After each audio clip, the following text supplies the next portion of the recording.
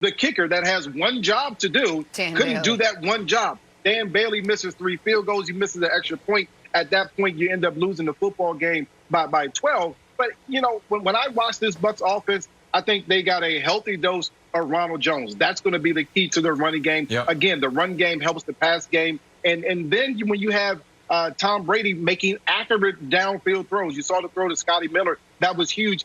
Those are big parts of a football game. And most importantly, and you can't put enough emphasis on this, Todd Bowles' defense, the 6 sacks on Kirk Cousins, that was huge. If they can attack every quarterback and put them under siege like that every single game, they're going to win a bunch of football games and be a team that nobody wants to face in the playoffs because of the way of their defense play.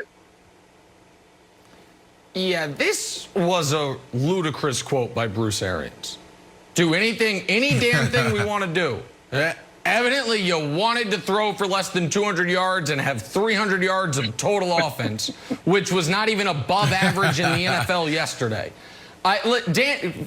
Parents out there, you got a toddler son or daughter that you're like, you know what, I want to turn him into a professional kicker.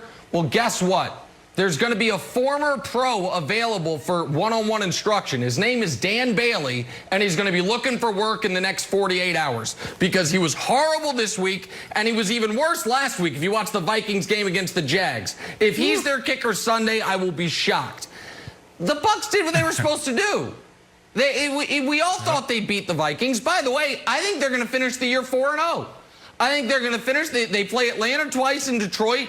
None of those teams can rush the passer. And if you can't rush the passer, the Bucs will look good against you. Unfortunately for Tampa, in the first round of the playoffs, Brandon, they are going to either be playing Seattle, New Orleans, Green Bay, or Washington.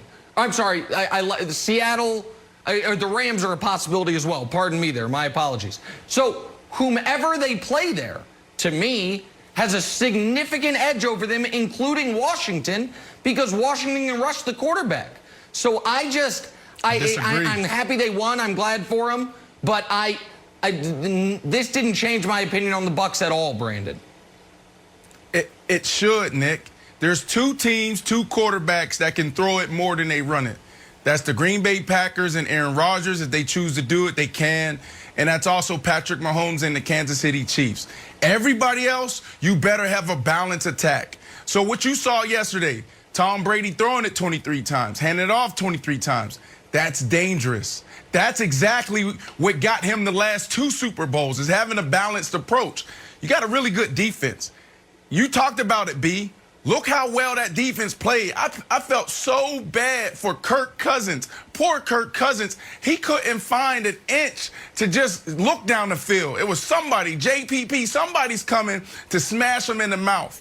But offensively, the Tampa Bay Buccaneers, that is the recipe. What happens when you have Tom Brady, a smart, savvy quarterback who can still get it done, handing it off 23 times, throwing it 23 times? It opens up everything outside. You have these dynamic pass catchers, and what happens? Oh, look, the deep ball now, we start to click. We start to connect there. You had 2 bombs, Scotty Miller, Mike Evans. That's what happens when you run the ball. Play action. Oh, who's wide open in the end zone? Gronkowski. That is the recipe. That is the identity, Wilds. Yeah, so I was surprised that Bruce Arians came out so confident, Brian, because Shaq Barrett had the right idea when he said, quote, "Tell the field goal kicker we appreciate him."